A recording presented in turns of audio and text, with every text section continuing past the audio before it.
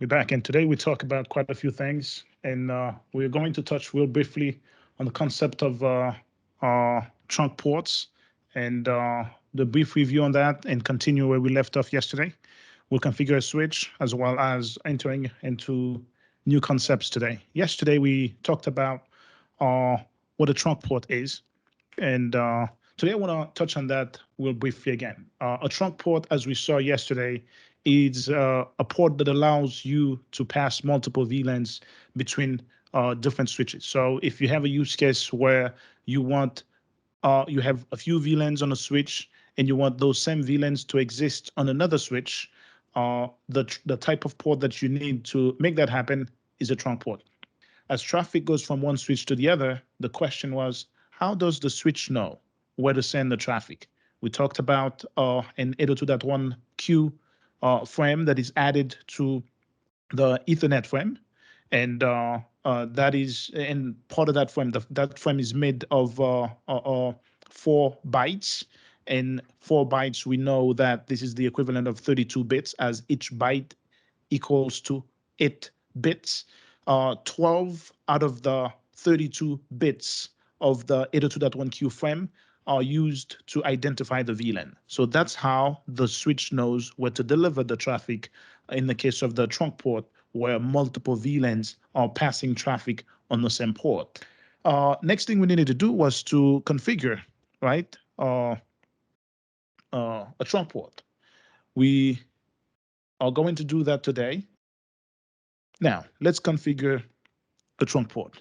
First thing I'll do, I will log into PuTTY.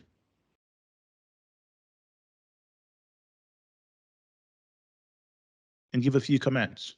I know some people had questions yesterday. Do you still have questions today? I'll take one question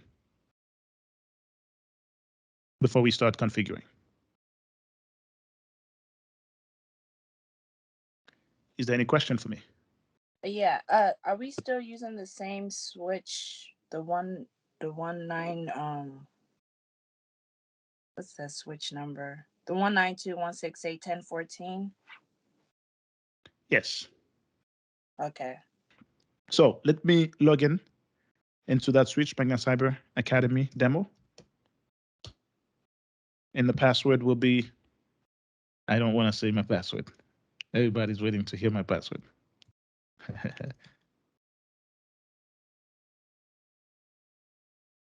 All right, not today. All right, folks, you want to elevate to another mode, right? And that mode that you want to elevate to is the global config mode. We all know how to do that by now. Okay. And from that mode to create a trunk port, the first thing you do, you go in interface configuration mode. So I'm going to the first interface. That's going to be interface fast Ethernet 0/1, right? And I hit enter. You see now it changes from global configuration mode to interface configuration mode.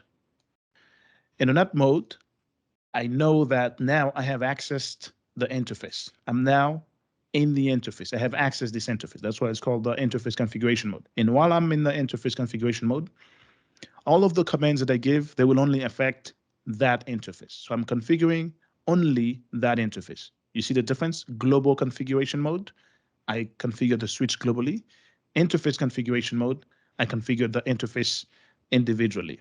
How do you gain IT experience if no company will hire you without it? Magna Cyber solves this problem by creating a training program where students learn and practice on a real corporate network. We can help you become a network engineer, network security engineer, or a cybersecurity engineer in record time. This is the way you get hiring managers chasing you and competing for your expertise.